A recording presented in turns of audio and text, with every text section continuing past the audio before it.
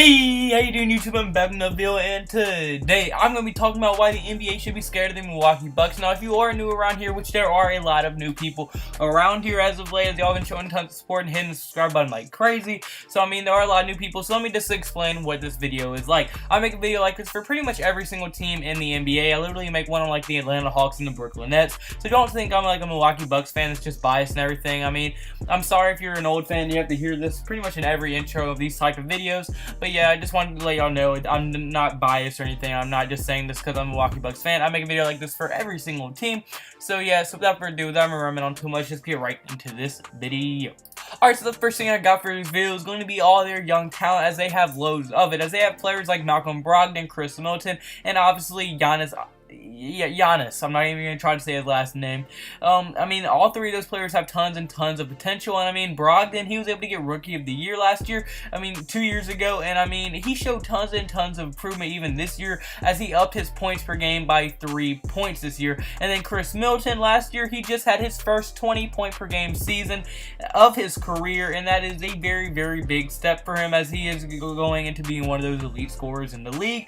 But he's also improved his rebounds per game and his assists per game, and also his field goal percentage. And I mean, he is just improving by the month pretty much. He's a player that I've always had my eye on, and I'm really looking forward to. I think he'll be up down to 20 to 25 point per game scorer next year if they give him enough minutes. Malcolm Brogdon will probably also be close around that 20 point per game scorer. And then now obviously the young guy that everyone knows, Giannis, as he is probably a top 6 or 7 player in the NBA right now, and he is probably a future MVP.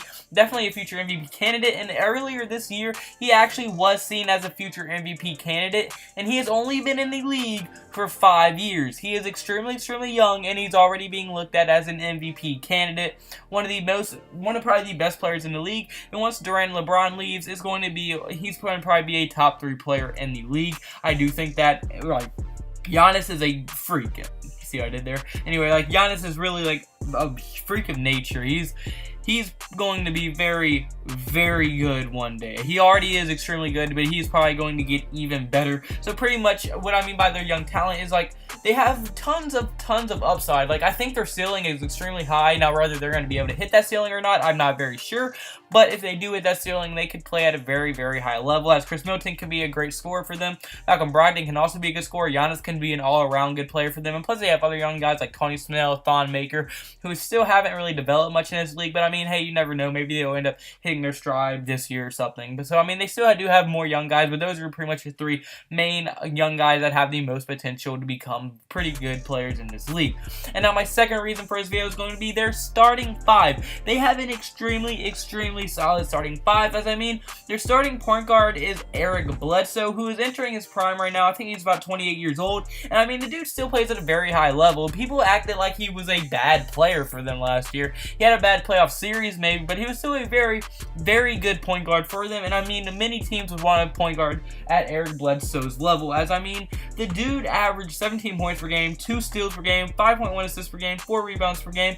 I mean, he's much better than most starting point guards in this league, and teams like the Phoenix Suns, I'm sure, would want him back. I mean, he is a very, very good point guard, definitely an above average, borderline all-star, and I mean, the fact that people don't think he's a good enough point guard to be starting for that Milwaukee Bucks team is kind of shocking to me, and I think that he just didn't have a lot of time to gel with them. But once they actually do gel together and get that chemistry built up like they probably will have this year, I do think that he will be a much better fit for this Milwaukee Bucks team. But now my second thing is going to be they have Brogdon and Middleton. 2 good, obviously Brogdon's at the 2 and Middleton's at the 3. I mean, these are 2 very good young guys, 2 very solid players that can give you a very, very nice boost from their positions. I mean, Brogdon and Middleton can both score tons of points and together when you have them on the court, and I mean, take a lot of stress off of people like Giannis, and it keeps Giannis from having to do all the scoring and all the work on the offensive end. I mean, so Bledsoe also does that a little bit as well. And then obviously you have Giannis, who I mean is one of the best players in the NBA. He's not underrated, but I mean, it's kind of an underrated signing. I mean, this is going into Brook Lopez now. I mean, Brook Lopez, obviously not a young guy by any sort of the imagination. He's a seasoned veteran. But I mean, he's going to be a very nice addition to their team. As last year, I'm pretty sure their center was John Henson, and he is not a starting caliber center. But I mean, Now you got Brook Lopez, a very good veteran, maybe be able to lead the team a little bit, that has a lot of young guys. He's definitely going to be a very usable center for them, and I think he's going to be an underrated signing for the Milwaukee Bucks, as the center was their biggest weakness in their starting five, and they have now kind of fixed that up a little bit. And I mean, John Henson might be a decent backup. I think he's going to be a much better backup center than he was starter, obviously. And I mean, now they have more depth at center. They're just more developed all around, and I think their starting five is probably top 10 in the NBA as far as like well-rounded. Now, my third reason is going to be that they have Giannis. I mean, any team that has a player, the level of play like Giannis. I mean, when you have a player like that's in the tier, not in the tier, but like top 10, like LeBron, Anthony Davis, Kevin Durant, Steph Curry, Kristaps Porzingis, Giannis. I mean, when you have a player like that on your team, you're automatically, maybe not a contender, but you're automatically a playoff contender and going to be a very scary team to play on a nightly basis. As I mean, even if his team is playing like complete and utter shit, Giannis can come through and be Superman and be like, hey, guess what? You know, my team might be trash, but I am better than all of you, so I'm going to go ahead and score 50 and you're not going to win because I'm better than you. I mean, Giannis is that type of player, and he's a game changer for the Bucks. Without the Bucks, they would be about an 8th seed in the playoffs, I think. I mean, I really do think that Giannis can win a game completely by himself if he really had to. I mean, with the team that they have around him, I don't think that he's going to have to.